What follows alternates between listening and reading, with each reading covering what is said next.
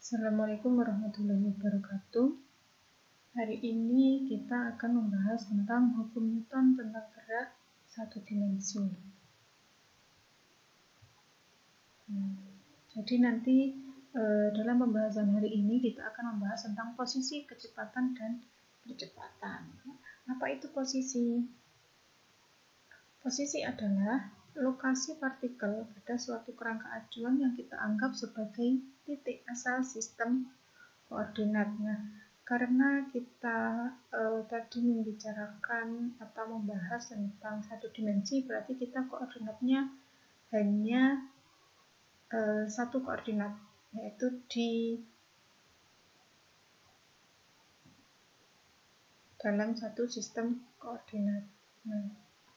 Terus kemudian, selain posisi itu ada yang namanya perpindahan. Kalau posisi adalah lokasi atau letaknya, sedangkan untuk perpindahan itu adalah perubahan posisinya. Misalkan katakanlah yang pertama dari posisi A ke posisi B, atau mungkin dari posisi XI ke posisi XF.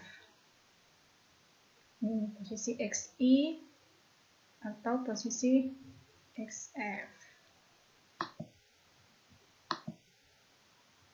Posisi XI ke posisi XF. Jadi perpindahan itu adalah perubahan posisi dalam selang waktu tertentu. Jadi perpindahan itu disimbolkan delta X. Perpindahan. Kalau posisi itu di fisika kita pakainya X.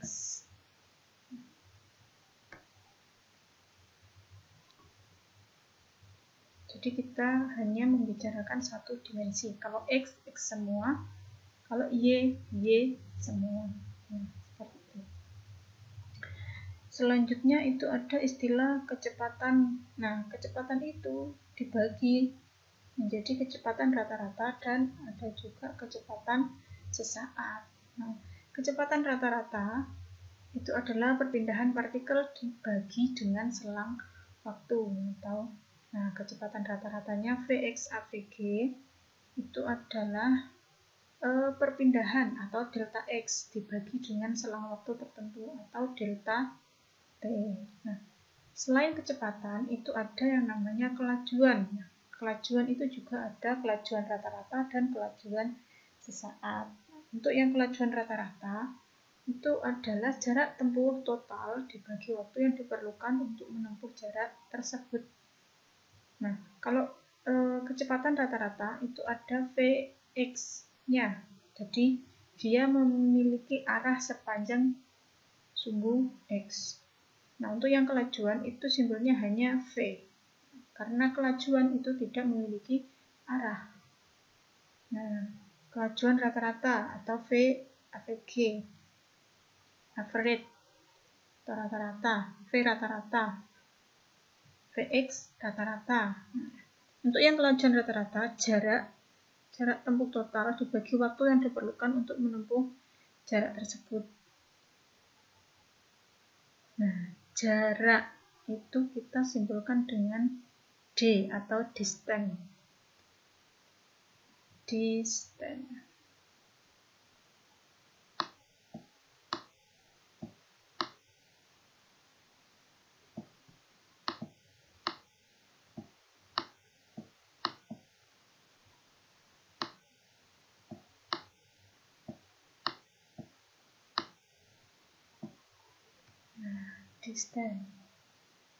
atau jarak.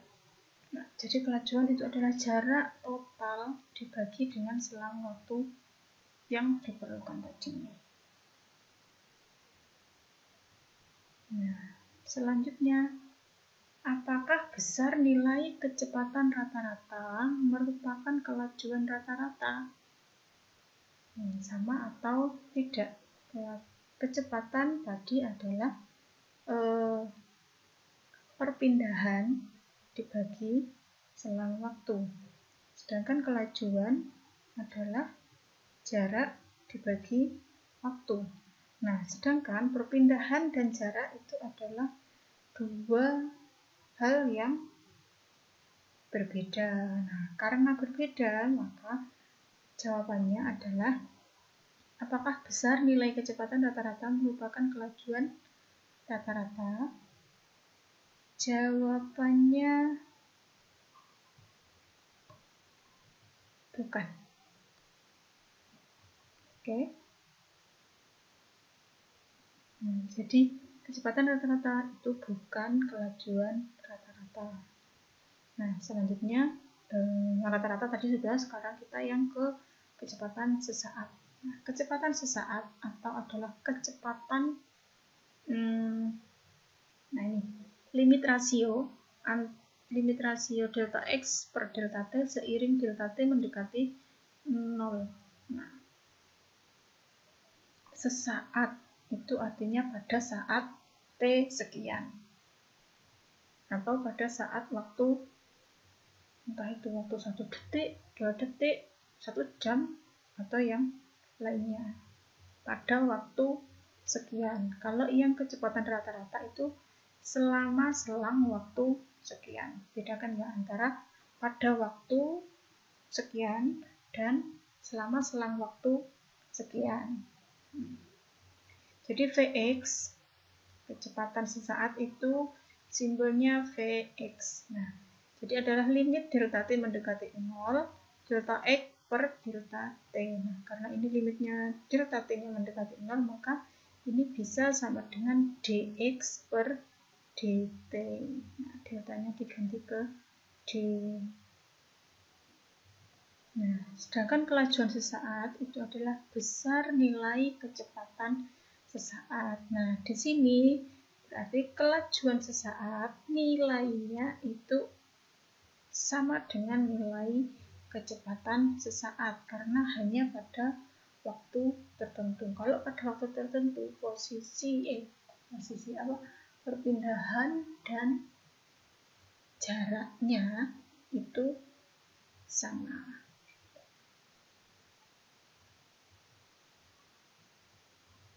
Nah, yang tadi kecepatan rata-rata bukan kelajuan rata-rata, tetapi kelajuan sesaat itu adalah besar nilai kecepatan sesaat.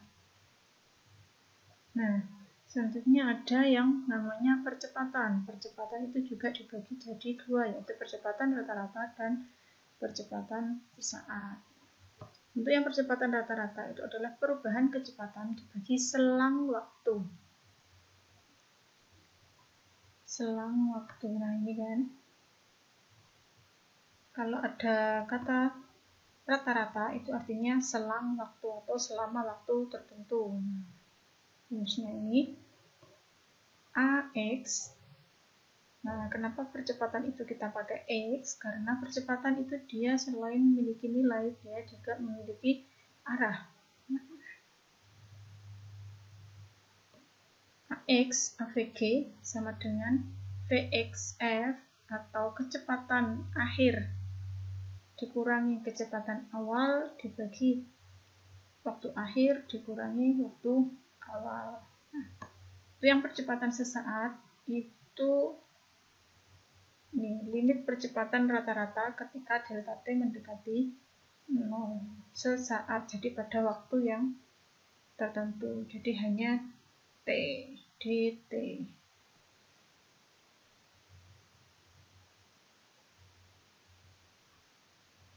Nah, oke, kita lanjut.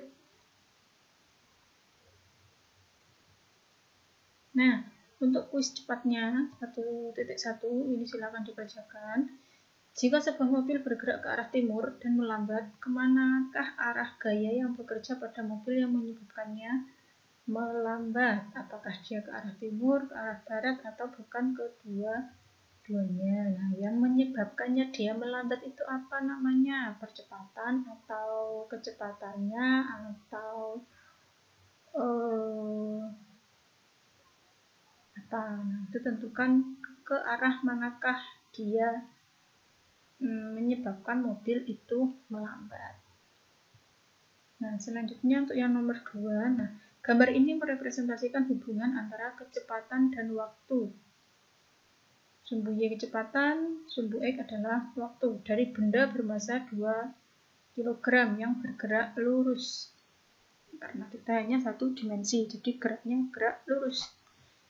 Nah, berdasarkan informasi dari gambar 1 ini, gambarkan grafik hubungan antara percepatan terhadap waktu. Nah, percepatan tadi apa? Percepatan adalah kecepatan dibagi waktu.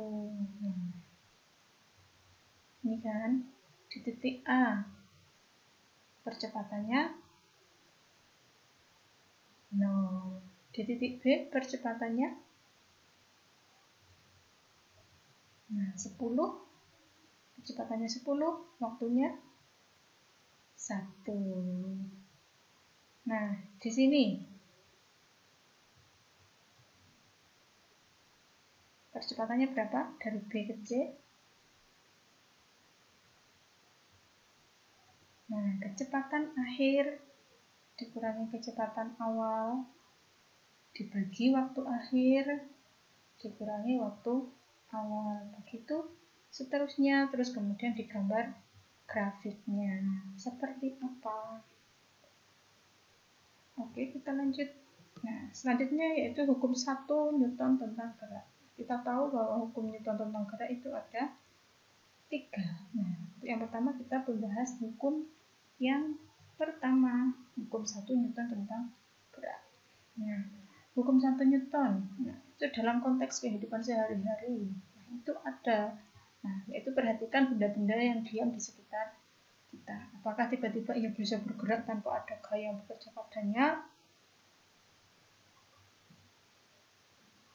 Nah, tidak. Jawabannya tidak.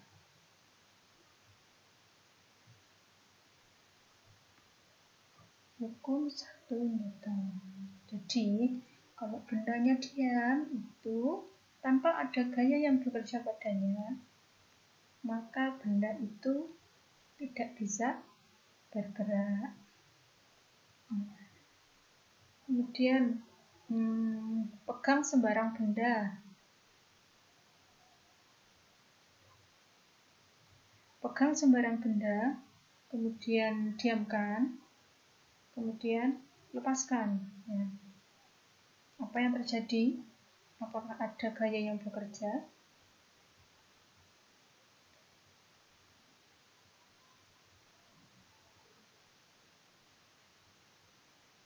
Ada enggak?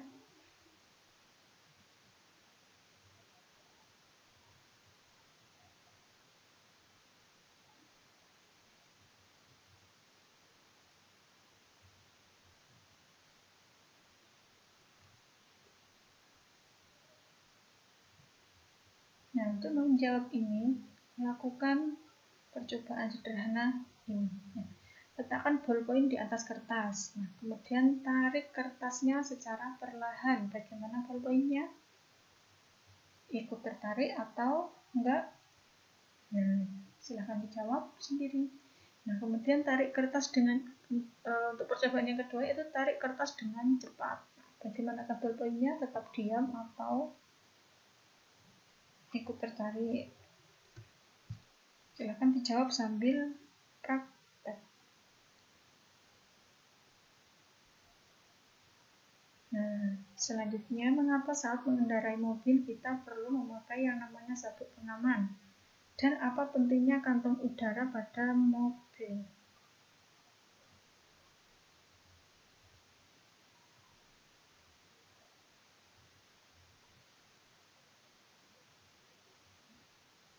Nah, gambarannya seperti ini. Awalnya mobilnya melaju dengan kecepatan yang konstan. Kelajuan yang konstan. Kelajuannya konstan. Kemudian tiba-tiba berhenti. Kalau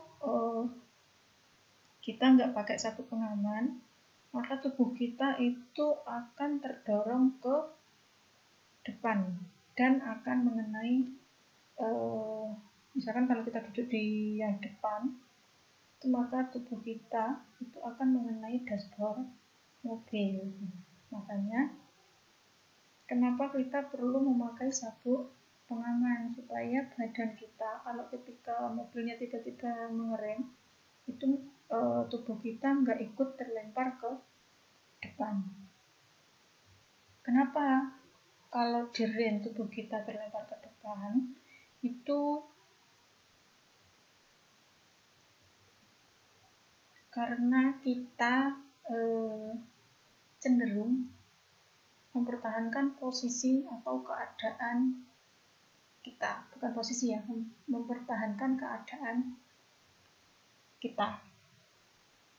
Nah, ini contohnya tadi sama seperti kita meletakkan ballpoint di atas kertas. Kalau kertasnya kita tarik secara perlahan, maka ballpointnya akan ikut tertarik. Nah, kalau kita menarik kertasnya secara cepat, maka ballpoint akan tetap diam. Sama seperti ini. Seorang pelayan itu menarik taplak mejanya, sedangkan di atas taplak meja itu ada piring, ada gelas, dan ada vas bunga dan peralatan lainnya. Nah, kemudian ketika dia menarik taplak mejanya dengan cepat, benda-benda yang ada di atas meja itu tetap diam di atas meja. Nah, ini bukanlah merupakan trik dari sulap. Jadi nggak ada sulap sama sekali dalam trik ini. Tapi ini semuanya adalah fisika, bukan merupakan sulap. Nah, tadi kan kalau kita naik mobil atau naik kendaraan lainnya lah. Nah, ketika direm, kita posisi badan kita itu cenderung akan bergerak ke depan. Kalau digas itu sebaliknya, yaitu badan kita akan terasa terlempar ke belakang. Nah, itu artinya itu bisa dinyatakan dengan hukum 1 Newton. Nah, jika tidak ada gaya eksternal saat dilihat dari kerangka acuan inersia, maka sebuah benda yang berada dalam keadaan diam itu akan tetap diam, dan benda yang bergerak akan terus bergerak dengan kecepatan yang tetap. Jadi di hukum 1 Newton itu kecepatannya selalu tetap. Jika tidak ada gaya eksternal atau gaya yang mengganggu, benda yang diam akan tetap diam, benda yang bergerak akan tetap bergerak dengan kecepatan yang konstan. Nah, hukum 1 itu mendefinisikan kerangka inersia. Kerangka inersia itu adalah suatu kerangka terhadap mana setiap benda yang tidak dikenai gaya akan tetap diam atau bergerak dengan kecepatan yang konstan, bergantung keadaan awalnya.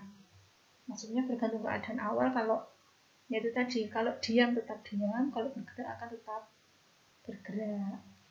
Nah, ini ada benda masanya 1000 kg diberikan gaya yang besar juga, large force, large inersia. Nah, inersia kelembabannya atau kecenderungannya mempertahankan keadaan itu juga besar seiring masanya yang besar. Semakin besar massa, semakin besar juga inersianya atau kelembabannya.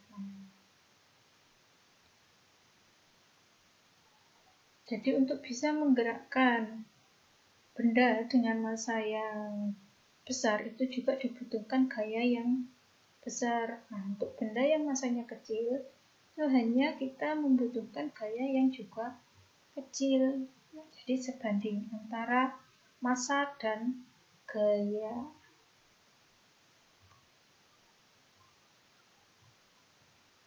Sebanding.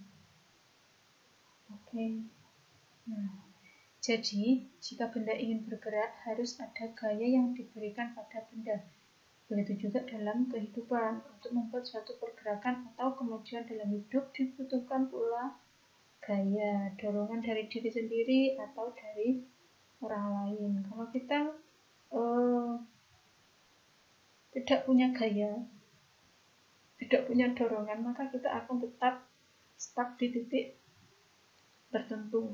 Nah, sebagaimana firman Allah dalam surat Ar-Ra'd ayat 11, nah yang artinya sesungguhnya Allah tidak akan merubah suatu kaum sampai mereka merubahnya sendiri. Kalau ini tadi kan, kalau nggak ada gaya yang mengganggu apa yang diberikan, maka benda itu akan tetap diam atau tetap bergerak dengan kecepatan yang konstan. Dia tidak akan memiliki kecepatan yang meningkat. Itu hukum satu. Nah, untuk yang cepat 1.2, manakah pernyataan yang paling benar? Apakah A, B, C, atau D? Nah, selanjutnya yaitu gaya. Selain kita, tadi kan sudah hukum Newton. Hukum Newton tadi kan ada hubungannya dengan gaya. Apa itu gaya?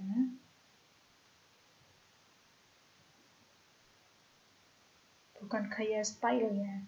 Maksudnya gaya yang berupa dorongan atau tarikan untuk memberikan perubahan keadaan pada suatu benda. Dalam kehidupan sehari-hari, gaya itu dihubungkan dengan gerakan yang menggunakan otot dan beberapa perubahan pada kecepatan sebuah benda. Gaya dihubungkan dengan gerakan yang menggunakan otot. Jadi gaya itu dikeluarkan melalui otot, ditransfer melalui otot, dan beberapa perubahan pada kecepatan sebuah benda. Perubahan kecepatan adalah percepatan. Resultan gaya, jumlah vektor dari semua gaya yang bekerja pada benda. Gayanya itu ada berapa? Nah, diagram benda bebas itu memperlihatkan atau memperhatikan resultan gaya yang bekerja pada suatu benda yang dimodelkan sebagai partikel. Nah, untuk yang di dalam lift ini gayanya ada berapa? Yang pertama itu ada gaya normal dan gaya gravitasi. Gaya dorong nggak ada, gaya tarik nggak ada. Oke. Nah, untuk yang di bidang miring,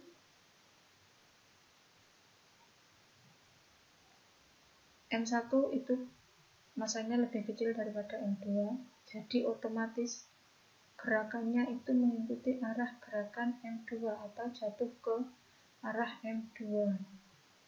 Maka gayanya itu ada apa aja? Gaya ya ada gaya normal, gaya gravitasi. Gaya dorongnya nggak ada. Nah, selain itu, gaya-gaya fundamental dalam fisika atau dalam kehidupan pada umumnya, fundamental atau gaya-gaya dasar, itu ada gaya gravitasi, ada gaya elektromagnetik, ada gaya nuklir, ada gaya lemah yang ditimbulkan pada proses perubahan radioaktif. Apakah itu meluruh atau sebaliknya? Nah, sekarang pertanyaannya, apakah gaya itu menyebabkan suatu pergerakan?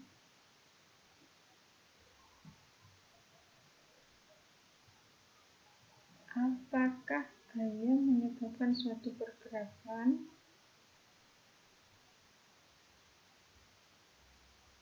Nah, jawabannya adalah gaya tidaklah menyebabkan gerak. Jadi gerak itu bukan akibat dari gaya, tapi gaya menyebabkan adanya perubahan gerak yang diukur sebagai A atau percepatan.